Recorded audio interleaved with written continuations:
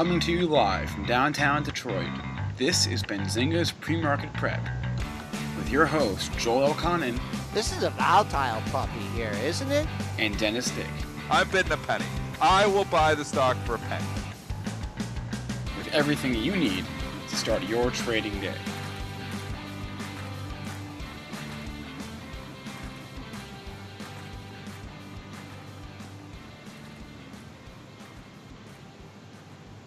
Good morning, everybody. Welcome to this Friday edition of Benzinga's PreMarket Prep. Spencer Israel here with Joel Elconin. And Dennis Dick is in and around in the background, and he will join us at some point later in the hour, but you know how the market goes, and some days are busier than others. So he is trading for now, and he'll be back with us later in the show. But we do have a lot to discuss today. Nike somehow is up, at least they were last I checked. We're going to talk about that report, whether those gains can hold this morning or not. We're going to talk about Perrigo being ordered to pay over $1 billion in back taxes in Ireland. That's moving the stock this morning. We have a quad wits today as well. And we have ex-dividend in the SPDR ETF. So we're going to talk about how those may impact things today. Our guest is Christian Fromhertz from Tribeca Trade Group. He will join the show at 8:35. Joel, what is the word here in the overnight session? Is it a confusing S&P here? It says we're down 10.5, but we're really up 8.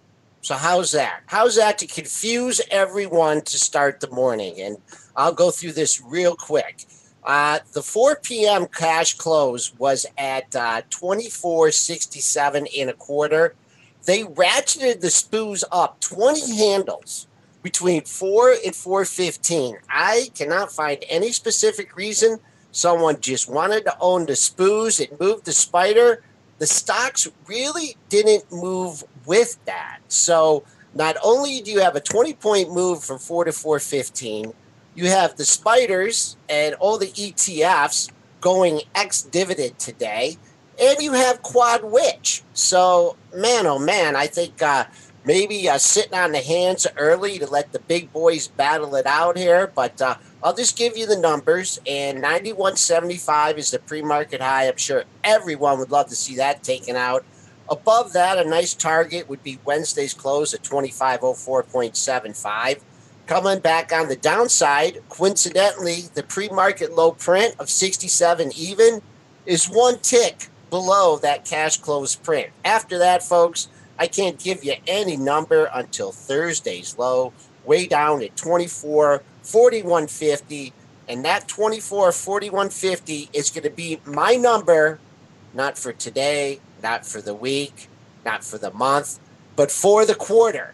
If we don't hold yesterday's low at 24.4150, then there'll be more pain in Dennis's portfolios. So, and all of our portfolios. So, for that matter. But there's a long rundown down the SPOOs, but we had a lot of questions in the chat about that. So I just wanted to go over that. If you got any more questions, just pop them in. I'll try and give you a little bit more detail.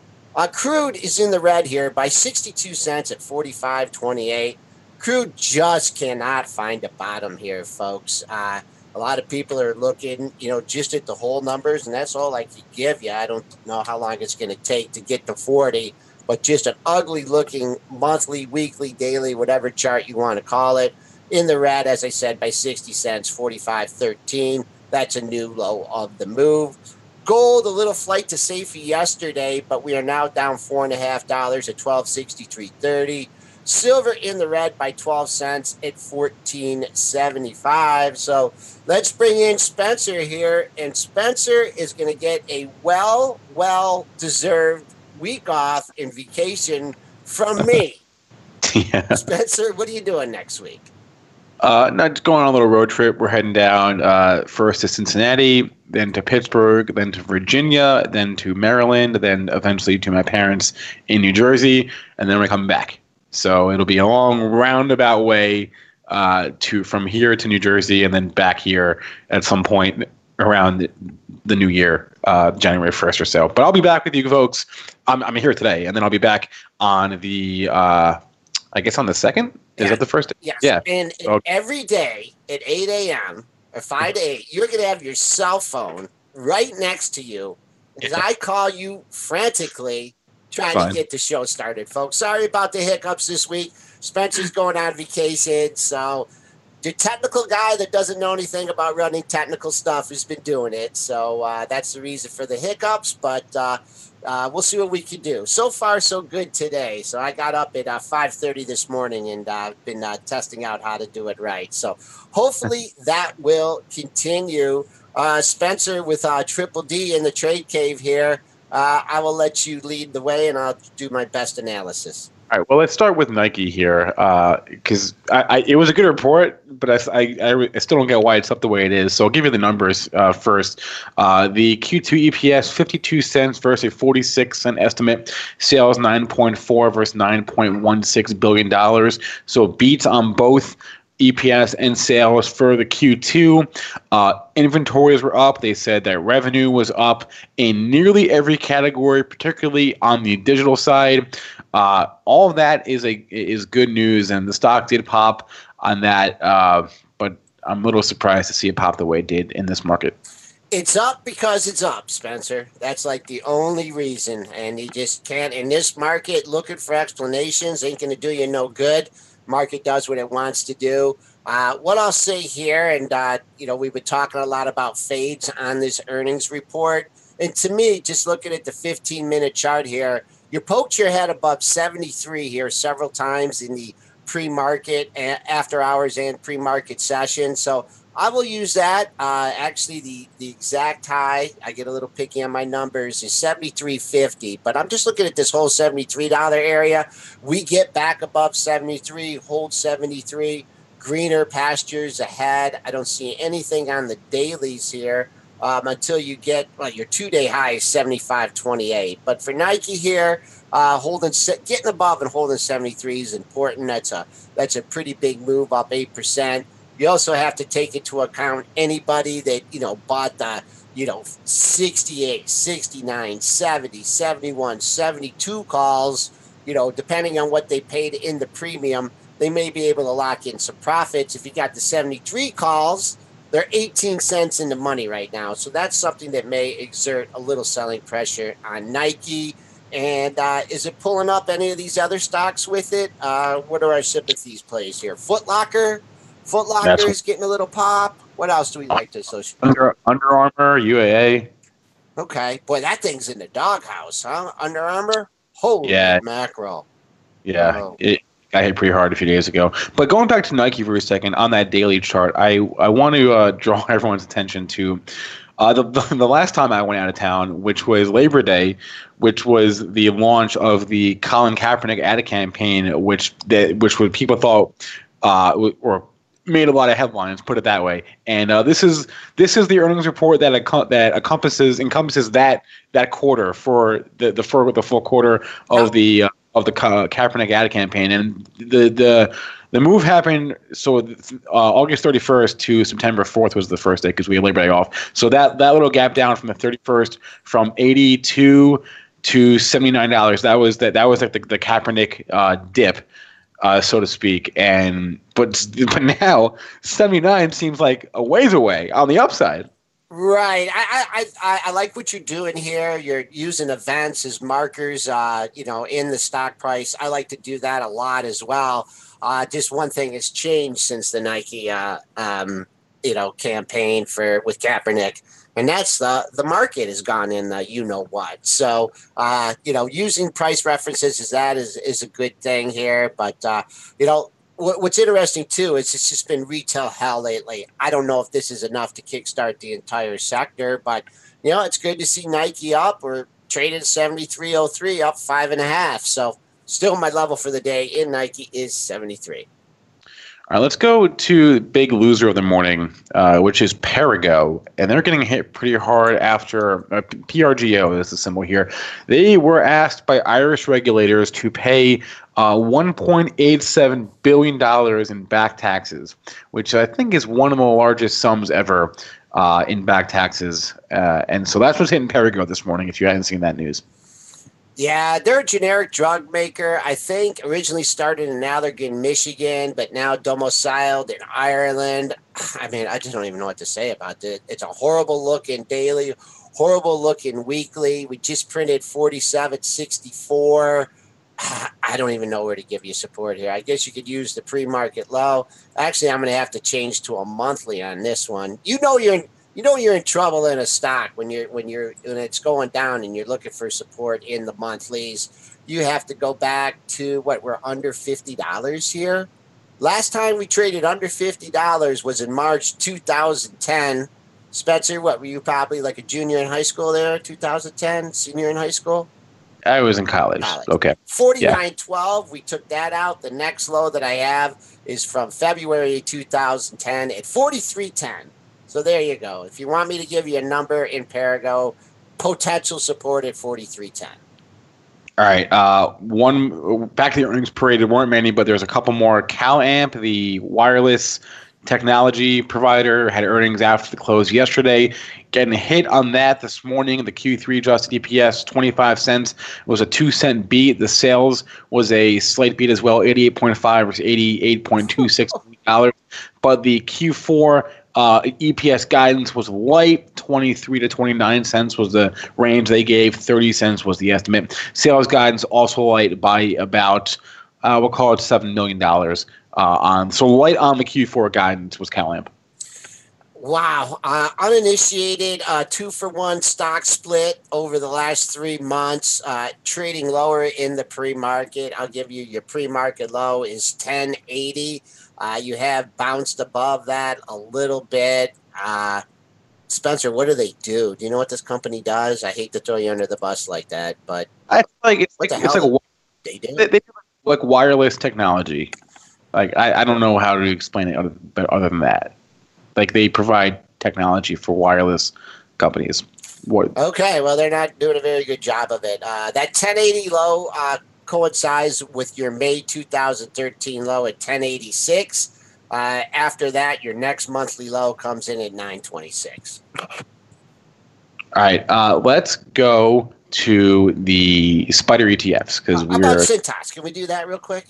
Okay, fine. Yes, CTAS had earnings. That's right. Forgot about that one after the close as well yesterday. That was the other one on our list, the final one on our earnings list this morning. Q2 EPS $1.76 versus $1.31 a year ago. So a 45-cent increase on a year-over-year basis. Sales $1.71 versus $1.7 billion. So in line sales number. The fiscal year sales guidance coming in line as well, actually higher as well. So that's all in all, that's a good report. And they like it. I mean, the stock has just been beat up as of late. So you're going to have some overhead supply. Your pre-market high comes in at 168. Now that exceeds the high from yesterday. So I'll use 164.20 as potential support because that would fill the void in trading. Your 2-day high is 171.03. So if you really want to hold out for a target on that, 171.03. This is pretty thin stock here, so I'm just going to reserve my judgment there to the 2-day high. Has a chance if you could take out that pre-market high. I mentioned that pre-market high at 168.60. So, Joel, we have pre-market pops this morning in Nike, in CTAS a little bit, in NetEase, they're on ADR. They have some news as well. So we have some pre-market pops here, some stocks that are up. Why not just hit all of them? Hit them all. Spencer, you're talking to one person that knows for sure that the do-all strategy doesn't work. There's certain stocks that are going to go up. Certain stocks are going to go down. Sid saying, Joel, should I sell my Nike at the open? Well, as you know, we don't give investment advice on this show. But Sid, what's your target, right? What's your target today? What were you hoping for in the stock? You still long at 78? And you're hoping to sell it at 78 today? Are you trying to minimize your loss at 73? Are you long from yesterday? So many different. Have you been long Nike for 10 years? I mean, different. It's very hard. I'm just looking at $73 here. I see that there's a seller in the pre-market. Hold 73. Here we are, 73.02. So it's just teasing. Yeah, up $5.50. It's been a fading kind of market, but that doesn't mean that Nike's a fade today. And what do you got? If just look at your dailies, what's your target? What's your stop? Well, what was your target when you bought it yesterday? What was your stop? What was your risk-reward ratio? And Sid, that's what I would say for Nike today. Spencer, what would you like to cover now?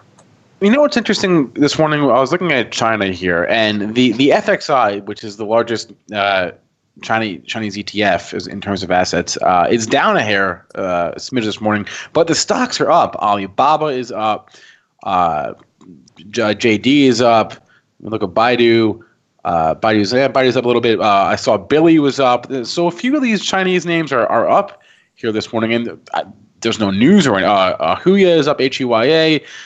I don't think there's any news specific to warrant that move, but it's interesting when the stocks are up and the ETF isn't. It's a bit of an arbitrage play.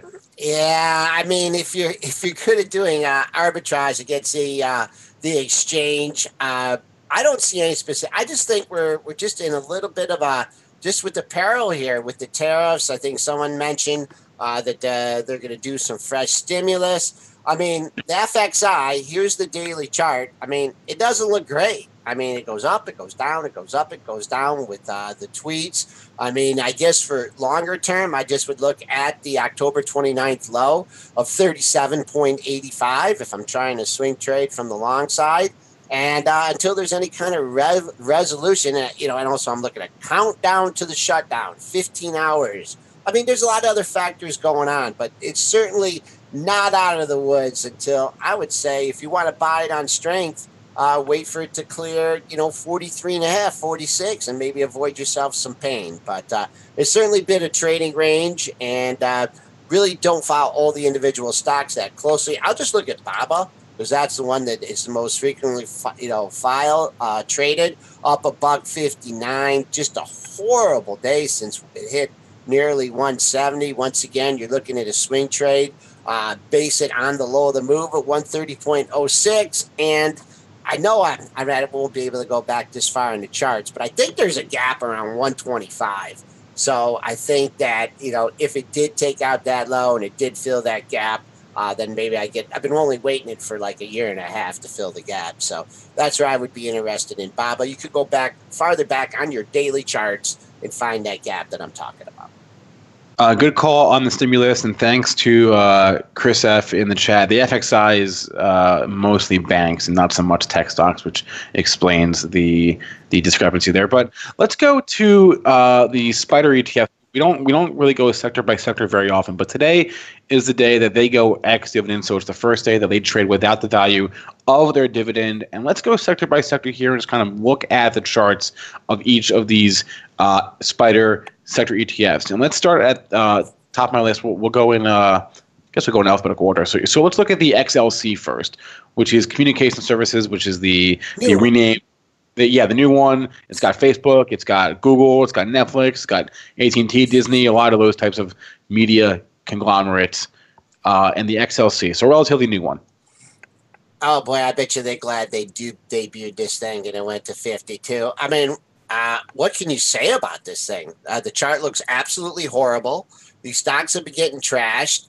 This thing's trading decent volume now, so this may be an ETF that you want to take a look at.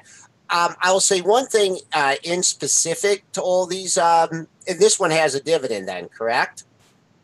Yeah. Okay. I believe they all. Yeah. If you're just trading these specifically, just look for the adjusted price. I don't know if this has a 20-cent dividend or whatever, but so, figure out the adjusted prices on all these. And so if you're trying to get out scratch, it's going to be different than what is actually showing on your net change. So you just take the price where it closed yesterday. If it's a 20-cent ex dividend, so for XLC 41.09, that would be scratch on that, and it's trading. I don't know if there's much trading in it in the pre-market. So just keep an eye on that.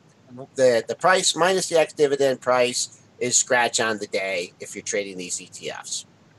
What about the XLY here, the discretionary? It's 20% Amazon. So it's 1/5 of this ETF is Amazon. So they're pretty heavily correlated there. And they're down 5% or so last month. I mean, everything's down this month, obviously, but let's look at the discretionary, which you would think would get a hit more in a down market. Could you give me that symbol again, please? The XLY. XLY. Ah. Pulling up all these charts, man, and they all look the same way. You're getting me so bullish here this morning, Spencer. 96.31 unchanged. I mean, once again, that might sound like a broken record here, but if you're trying to swing trade, boom, lean on the low of the move yesterday from 95.03. Also, one thing, I don't have the space to do this on here, but you did a little bit. Pull up the big components, look at the charts of the big components, see if they're coming into some long-term support or whatnot. Anytime it could sure maybe start a retracement here, but on the daily charts, I see that low from yesterday. That coincided with a low, so if you want to call it a double bottom with a stretch. December 1st, low was 95.25. So you got 2 reference points there at the $95 area. All right, this next one is my favorite, especially in a market like this. Consumer staples, XLP, the supposedly defensive names. 11% Coca-Cola, 14% Procter & Gamble. Defensive names is still getting punished. Doesn't matter. Let's see here. We are trading flat here, 51.17. This one, I can give you the low from yesterday, but I think I'll give you a number on the upside here. Keep an eye on $52. You had an exact double bottom at 51.92 on October 11th and 12th. That was your former support. That was also support back in July and August. So old support, new resistance. 52 is your resistance level. Coming back on the downside, if you do pierce that low from yesterday. Yesterday's low was at 50.68. You have a low, 50.57 was a low on June 19th, and 50.58. So you got a triple reference point there. If it comes back down to that area, maybe, it's just not the first time it touched it, but also you want to think third time. This would be the 4th time down. SPOO's making a little bit of a rally here. Now we're only down 5, bouncing around between unchanged. So it says down 5, folks, but in reality we're up 14. So I hope you're following me on that, because of that big move after hours. Somebody asked in the YouTube chat, where can you find out when the dividends are paid out? So the X date is today. The record date is December 24th. The payout date is January 14th. So, and that applies to the S&P sector ETFs right there. So December 24th, record date, January 14th, payout date there for these dividends. Let's go back to the sector ETFs. So the energy, XLE. Oh, yeah. I'm glad Dennis is not on the show here. Go ahead. Let's talk about that. Oil. That's all you have to say. Oil. And some of these stocks were not acting good even before that, like your Schlumberger and your Halliburton. Like Schlumberger, I remember talking with the chief about this on his show, and I'm like, Chief, it went, crude went from 20 to 75, and this thing is still off its all-time high. So if it's not going to go up when oil's going up, and it is only going to go, if it goes down when oil's going up, and it goes down when oil's going down, just don't know what to say about that, the XLE here. Wait for a tradable formation. You do have a couple lows in the same area. Yesterday's low, 56.85, and actually that was a fresh new low for the move. So eventually it's going to break this losing streak. Keep an eye on the close. Actually, you got 2 closes in the same area here. 57.08. What was the close from yesterday in this? Close from yesterday was 57.19. So I would use that as resistance here in the XLE. I snuck in the background on you guys. Oh, this is here. Yeah, we're getting a little bit of a pop here. I don't know. I'm somewhat in control. I get busy on these days. I had, I think, 90 overnight positions. I've got to wiggle it down to 75. So we're trying to wiggle it down and get it manageable. But what I'm really noticing is a lot of stocks trading in the red. I think you got a lot of people maybe confusing the pre-market with what you were saying. With it, we know exactly what you pointed out, Joel, is that not only the S&Ps are red because of the fair value, and fair value is up 14, but you got the ex-dividend on the spider, and people see, SPY is trading down too, which is obviously not the case. SPY is up $1.42. You got to adjust it for that dividend. So it looks right now like we're trading flat, but it's not the case. So you get people selling stocks nervous that it's another sell-off here this morning, and it's not the case. Now you're going to add quadruple witch to that, so you're going to have a lot of confusion here around this right now. Chris going to be on here in 10 minutes. Quad witch is always wild. So you get a lot of deviations from what, we call fair value on stocks. It's difficult to calculate fair value on stocks when it's so wild like this, but, we try to do our best attempts at bright trading, and obviously we've got software and different, angles that we look at when calculating that. But what you see is a lot of times is stocks will open a little or too low or a little too high relative to maybe where they should be, because you have, a lot of institutional traders that are jockeying their stock positions against their open option positions. So, you get that happening. You get a lot of different things happening, basically. And as a retail trader, or as a trader that's listening to the show, now don't worry about all that stuff. Just know that the volatility is increased exceptionally at the open. Liquidity is often lower after that opening print. And the close, you get a lot of wild swings too, because again, you have big institutions that may have open option positions they're going to be jockeying against. We've talked about pin action before. We've talked about a lot of things like that on the show. And, people say, oh, it's the market makers forcing stocks up or forcing stocks down. Pin action is actually just the natural movement of the stock relative to where the open interest is on the open options. So it's because, and I've explained it before, if you're along a whole pile of puts, on stock XYZ, that's at 30. Well, you've got a free ride to buy the stock at $29.90, and then you can exercise your 30. So every time the stock goes down to $29.85, $29.80, those people who own those puts are going to be buying the stock back up. And every time it goes back up, they might flip out the stock, because if it goes up to 30.10, you have those puts. Well, you're long the stock. You're not going to exercise your puts, but you can sell the stock for 30.10. So what that does is it tends to push the stock when it gets above the strike price with the high open interest down, and when it gets below the strike price with the high open interest up. So that's just the natural human tendencies. But, we're on a little tangent there. That's what okay. You need to know is just it's wild around on quadruple witch. And the quad, obviously, and we still like to call it triple witch, me and Joel, because we don't really, I don't know who the hell trades those stock. What is it? The stock futures themselves? Single stock futures, yeah. Yeah, so single stock futures. I don't know if a lot of action is even in those things. But anyways, regardless, it is what it's still a wild day for trading.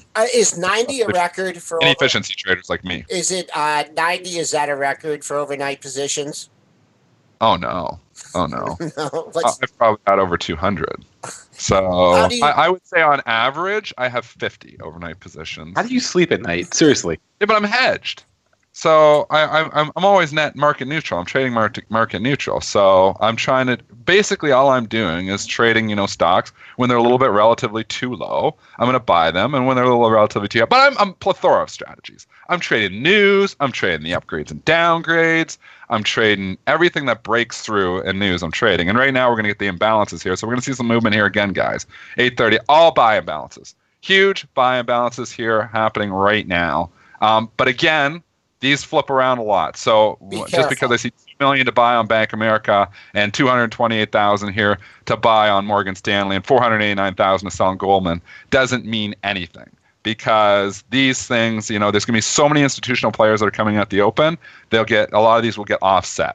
So don't just say, holy cow, these are all buying bounces. We got to be buying the S&Ps here right now, because things can change very, very quickly. These could all go negative here 5 minutes from now. It's a moving target. It's just giving you an indication. If the market was to open right now, a lot of stocks would open a hell of a lot higher from where they're currently at.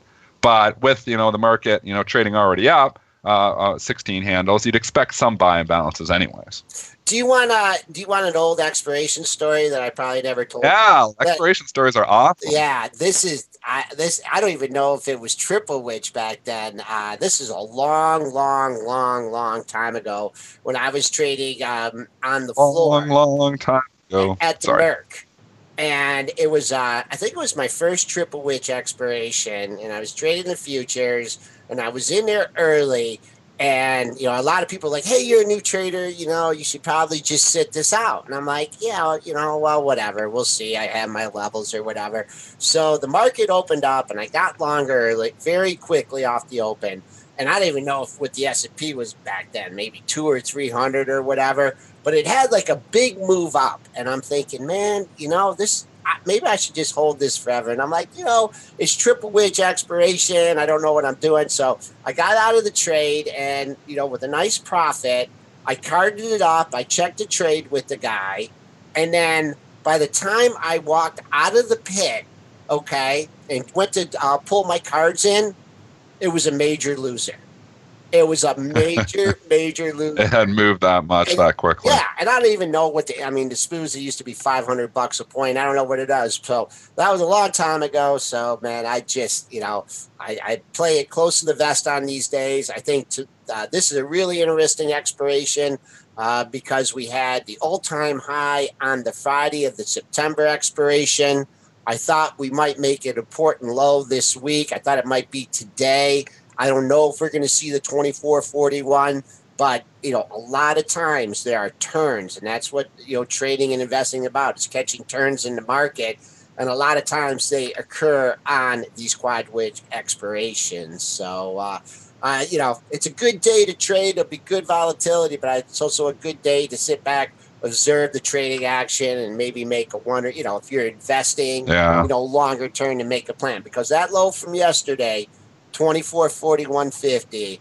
And I know we're 40 handles above it now, but baby, that thing needs to hold, or Dennis, you're going to be liquidating a lot more of your portfolio, and it won't be into a rally. Well, and we've been talking about that, and obviously on the show, I've been complaining a lot about my portfolio performance. I'm putting my long-term investor hat, talking my retirement account. I watched it fall 13 or 14% from the high, so I guess it's performing along with the markets. But very disappointing to see that fall that quickly. It was all over the course of basically December. The majority of that was in December. I mean, they keep saying it was the last 90 days, but the majority of these losses have been in the last 3 weeks. So it just seems like it's been so easy for the shorts. It seems like, it's been straight down here. We've had a couple little rallies here, but really in December, it's pretty much been straight down. So that's why I think you got to get a squeeze in here somewhere. Eventually, you're going to get a little bit of a pop. I know you were saying yesterday, Joel, and texting me, you think the low is in. You think the 244.65 low is safe. Are you sticking with that? 2441.5. Yeah. Yeah, I am. Yeah, so I'm looking SPY equivalent because I don't like paying for futures quotes. Yeah, and I'll try and trade that with a plan and trade it accordingly. But it's just the fact that you see these turns on the expirations. That's the only not that I had it. I did some levels there, and I mean following the at ES. You can look at there coincided with a couple lows that you had in mid-August of 2017. So just levels, just a reference point. We'll see what happens today. I'd really like to see us clear the close from Wednesday, and that was at 2504.75. Let's jump go grab Chris. Yeah, it's 8:34, so we'll take a quick break, and we'll grab our guest for the day, Christian Fromhertz, friend of the program. He is the founder of Tribeca Trade Group. Always great follow on Twitter as well, at @CFromhertz. So we'll be right back in a moment with Christian. Hold on a sec. Do we trust you that we're muted?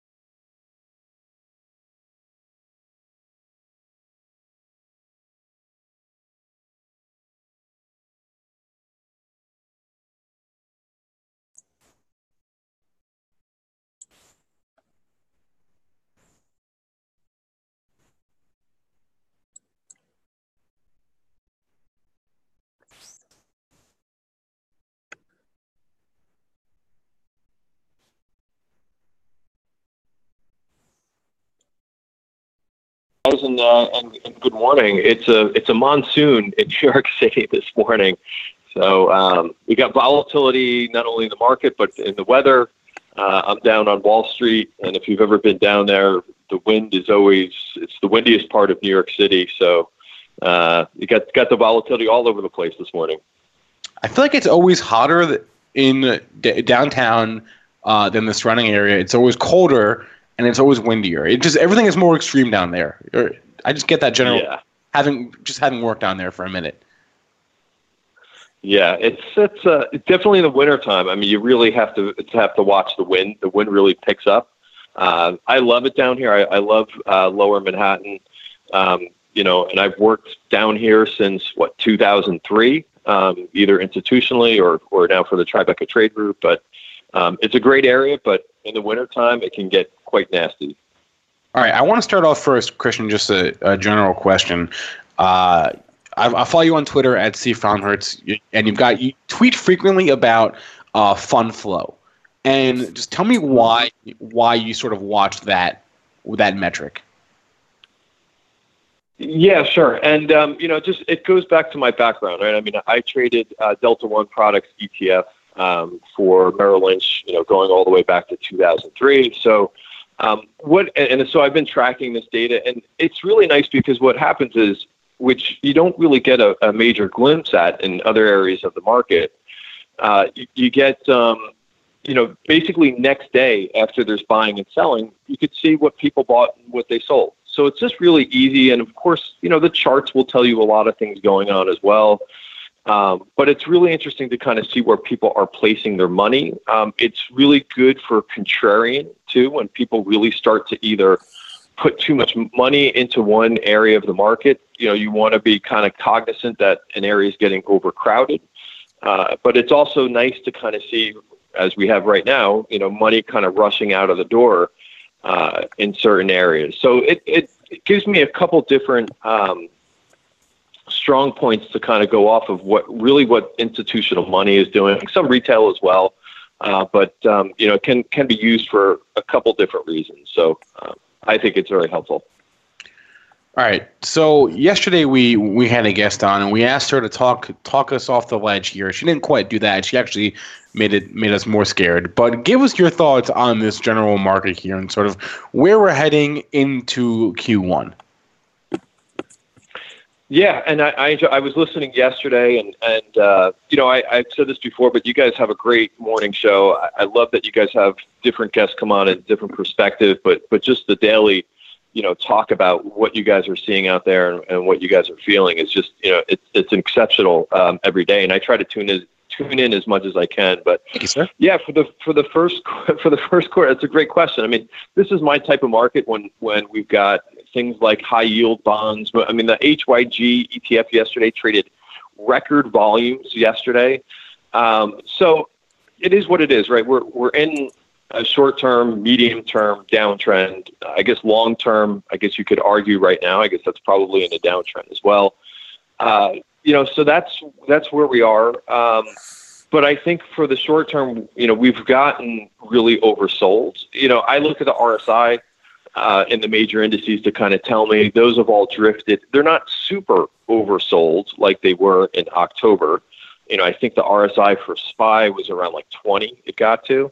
So it's dipping below for IWM, Qs, SPY. They're all dipping into oversold territory. So I think that's good. And you start to check the boxes for, things that you're kind of looking for possibly a tradable bounce, right? You had the put call ratio that was at extreme levels yesterday. I think they were saying it's the highest put call ratio ever, which I don't know if that is right, but even so, close enough. You've got a number of other factors. I know some people look at the fear and greed index, so sentiment is completely washed out. So you start to check the boxes and say, man, we're really, have we had a capitulation, or is it, I don't know if you'll ever get that, tap on the head that says, oh, this is a capitulation. But I think there's a lot of these things to kind of cross off that says, hey, we've gotten pretty extreme to the downside. So I don't know. I couldn't really tell you for quarter one, but I think just for the next couple of days, maybe today is complicated because it's quadruple witching, but I think we're setting up for a tradable bounce. Wait. You're telling me that no one is going to tap me on the shoulder and say, Spencer, it's good now? We've had the okay? Because that's what I've been counting on this whole time. I guess not. Okay. Yeah, I mean, it's tough, right? I mean, everybody's looking for it. Everybody's looking. Is this you kind of feel it. You mentioned Twitter before. When I was trading in the, 2008, 2009, the financial crisis, when I was trading institutionally, there was no Twitter then. And, so it's kind of interesting to see if Twitter was around back then. But one of the things that I get now, or that I see on Twitter, is everybody's trying to, look for a washout, right? So everybody's kind of looking for that, that tap that says, all right, this is it. But Christian, I think we're close. I just want to take it over to just what you were, just talking about trading during the financial crisis. And obviously those were some of the craziest trading years of my career as well. Talk about being an institutional trader. Talk about do you see any similarities to the volatility that we have now to the volatility that we had during the financial crisis? Is it bringing back good or bad memories? A little bit of both. I mean, to quote my Yankee favorite, Yogi Berra, it feels like deja vu all over again. I mean, there's similarities where there just doesn't feel like, we've seen a couple days where the bottom just falls out and there just is no buyers, I think. And I know everybody wants to blame that always on, it's the algos. Yeah.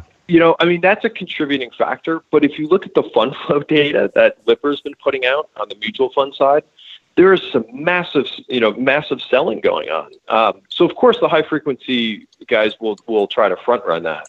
But, yeah, I mean, I think that there's some definite similarities from when I was sitting in the seat and executing, some really big orders. What's interesting, it's not really happening that much on the ETF side, but it just seems like a lot of long-only liquidation that's been happening in the market. And, one of the things that I remember from back then is there will be these big, massive rips to the upside. And they're usually, it's a couple days, and I would imagine you experienced that as well. Oh, yeah.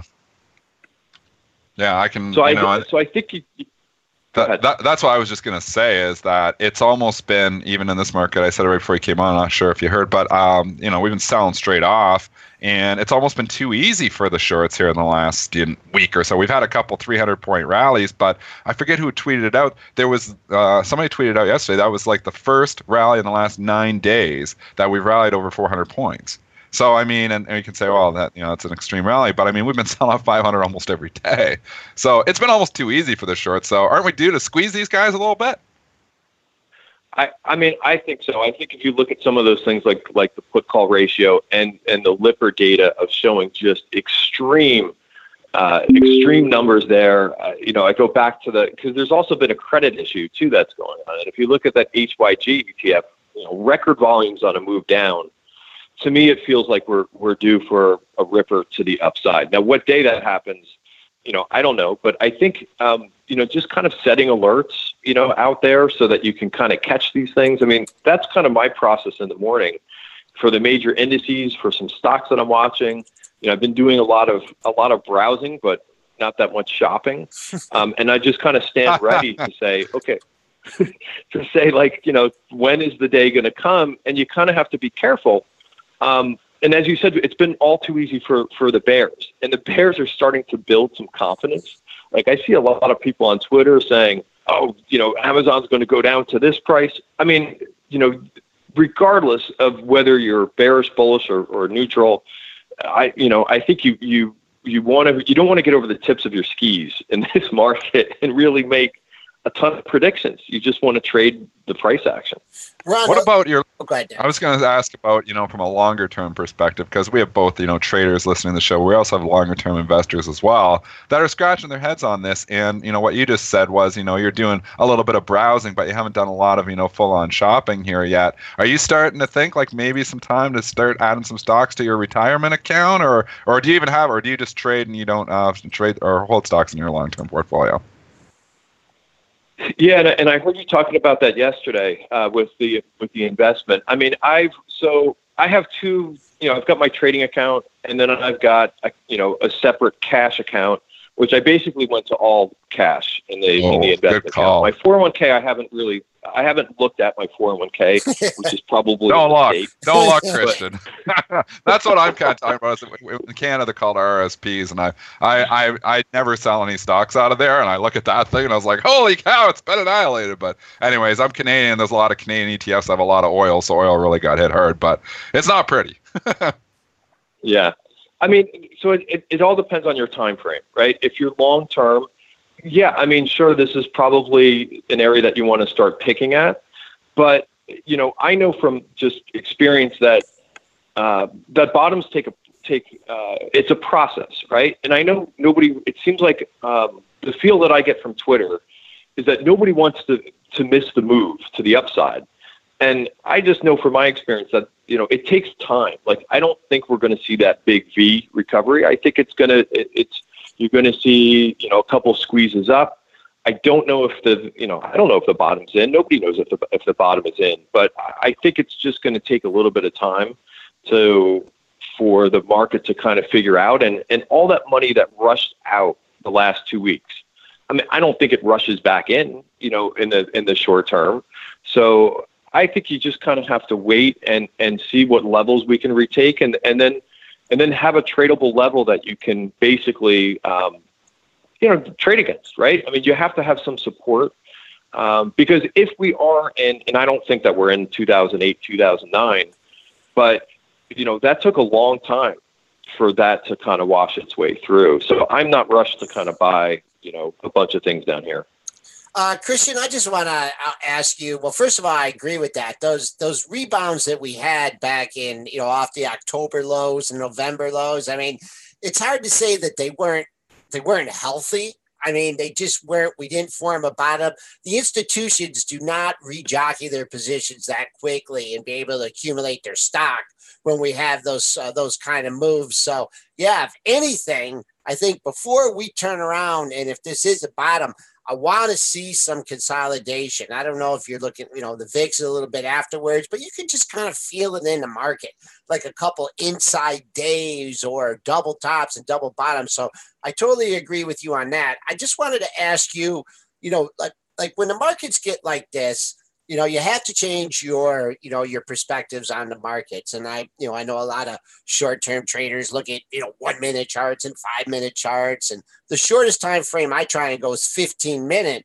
But what I found myself doing over the last, week or 2 weeks is like, I'm going to the weeklies. I'm going to the monthlies here. I'm going back a long ways. How do you adjust your analysis with the increased volatility?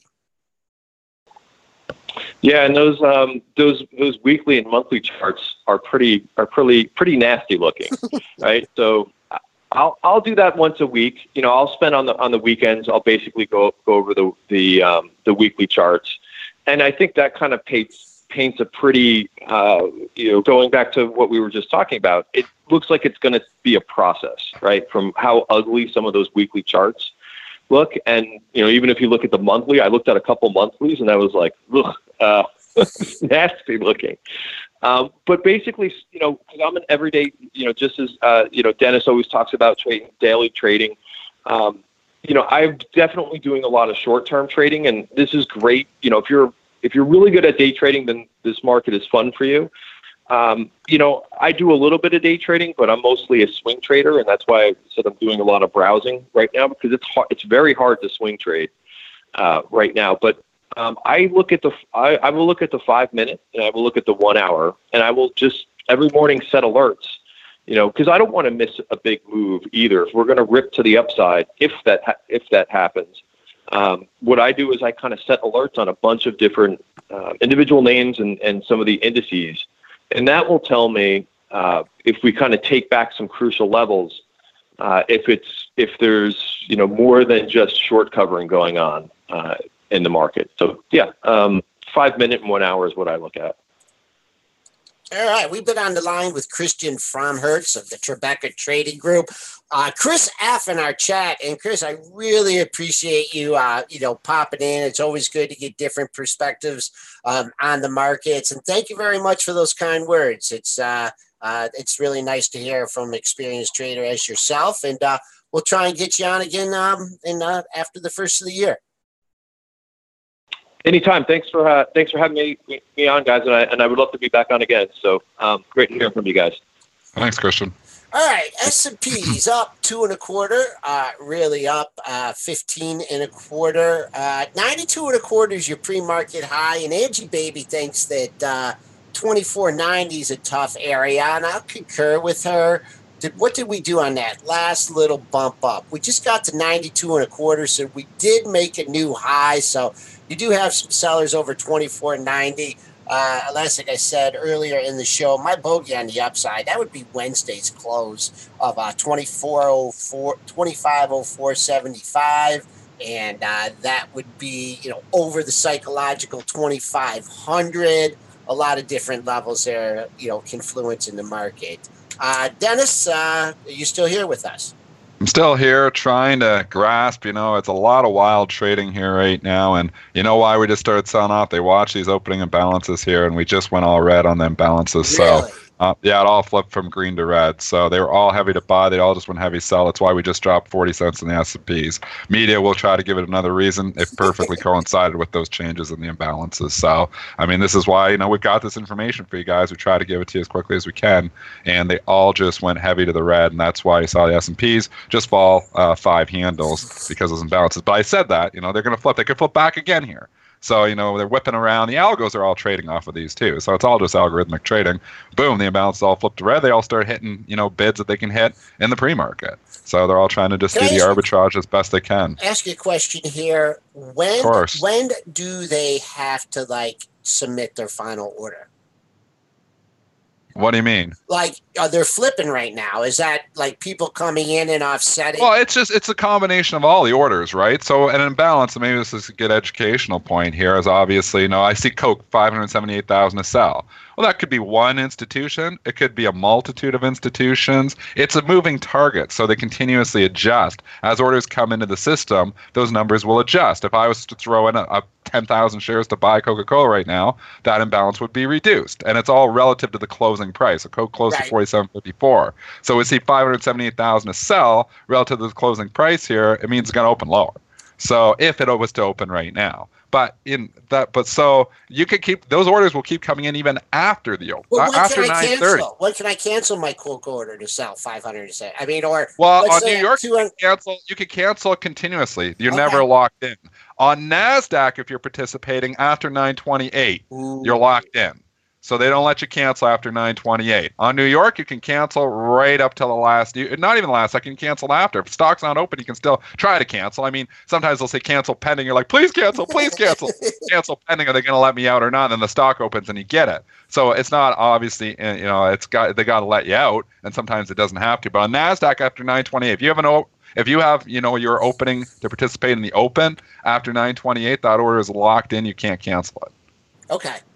That's the only difference. Yeah, that's There's probably some market makers that can do some other things, though. And obviously NASDAQ doesn't have a trading floor, but there may be some market makers that can do some different stuff than I can. But I know after 9:28, if I have an order out there on NSDQ, and a regular order is fine. It's if you've marked it for the open. So, you can cancel if you just have a regular NSDQ order. It's if you've marked it to participate in the open. Your order has to be in after 9:28. And so that's the cutoff is the 9:28. On New York, there's no cutoff. You can keep throwing them and go from there. Now, the closing process is a little bit different, but the opening process I'm talking about right now. All right, and I know we've answered this question before, but people are asking where you do see the imbalances and where, average Joe can see the imbalances. Well, ask your broker, and you can get this information. I know Interactive Brokers has it. I've used it in Interactive Brokers before. Obviously, I use Ready Plus, Goldman's old platform, which is now Thomson's Reuters. So, that's my platform that I'm watching it through. But a lot of your retail platforms may not have that information, but a lot of them do carry it now. There's very little information that is available to the institute, that's available to institutional traders or prop traders, that isn't really available to the general public now. It's pretty much out there. You can find a way to get it. And Rosenblatt sells it, I think, to retail as well. So if you wanted to, get the Rosenblatt balance tracker, I think it's $100 a month. So if you don't have it, you can give Rosenblatt a little shout out, and they've got a product there. And I believe, I know they sell to all institutions and props. I believe they sell to retail too, though. So you can always reach out to Justin Schack there at Rosenblatt, and he can hook you up. There's a pitch for Rosenblatt there, guys. I know. That's what we do. All right. So 1 minute here left in the broadcast. Dennis, you've given us a lot of good insights here. I know you want to get back to getting flat there. I'll just give you my closing thoughts, and that is you're going to see some wild volatility here on the open. You're going to see some wild volatility on the close, and you're probably going to see some wild volatility in the middle of it all too. So expect the volatility to continue, especially because we have quadruple witch. Expect the whipsaw trading to continue. Something that Christian said, it's a difficult swing trading environment. I'm doing almost no swing trades as well. I tried one a couple days ago on Facebook. I was stopped out within an hour, and that's the problem with so much chop. And in swing trades, you're usually putting protective stops, at least mentally, to protect yourself. You get stopped out on a lot of stuff. So they got to widen those stops even more, or you've got to back off on the swing trading. I know we got some good swing traders in our chat as well that are still having some success doing it. I know Jeremy Newsom's still having a little bit of success doing it as well. Difficult trading environment, I believe, for swing trades though, with all the chop. For day trading, and for wild, little scalping and inefficiency trading, it's a good environment for it. For investing, it's for the birds. Okay, all right. But if you are a long-term hat, there's some stocks on sale right now. So if you've been sitting with a lot of cash, maybe this is the time where you start nibbling. Yeah, but just pick your exit, pick your area. Pick your points. Buy it on down days. Yeah, buy it on we've had a lot. There's been a lot of those. We've had a couple questions here. There will be a show on Monday, folks. Hell or high water. Even though Spencer won't be here, there will be a show on Monday. I believe the markets close at 1 p.m. on Monday for the holiday. There will be no show on Tuesday, though. But Spencer, Dennis, we'll let you go. Spencer, is there anything that we didn't cover that we talked about on the pre-market show? No, we actually got through most of our list here. What else did I have? No, we talked about the Quad Wedge, talked about Nike and Perigo and the ETFs going ex-div today. Real quick, I'll just run through a couple. I'll run through my ratings calendar real fast, as we like to do that before the end of the show, just to get a sense for what the analysts are doing this morning. Ratings that jump out to me: Hershey and Shake Shack upgraded at Bank of America and Jefferies, respectively. We had a... That's it as far as upgrades that interest me this morning. And then as far as downgrades are concerned, a couple interesting ones. Micron downgraded RBC. What else do I see? I see Schlumberger downgraded Credit Suisse. And then where was the other one that I saw? It was from Citigroup. It was Altria. Altria was downgraded. Remember, they had that investment in Juul yesterday. They were downgraded by Citigroup this morning. And in their note, Citigroup said that the investment from Altria in Juul signals that Altria, quote, is doubtful about the future of its core business. And so they got downgraded to sell this morning, did Altria from Citigroup. And those are the kind of the biggest 4 or 5 ratings that I saw. On this Friday morning, that's it for us, I guess. And so thanks to everyone for joining us today. Thanks to Christian Fromhertz for coming on the show. Thanks to everyone in our YouTube and premarket.benzinga.com chat. Please remember that all the information from our show is for informational purposes only and not meant to be investing advice. As Joel mentioned, I'll be out all next week, but the show must go on. So I will see you guys after the new year. Everyone have a Merry Christmas and a Happy New Year. And Joel and Dennis will be with you all next week to talk you through the market. Have a good weekend.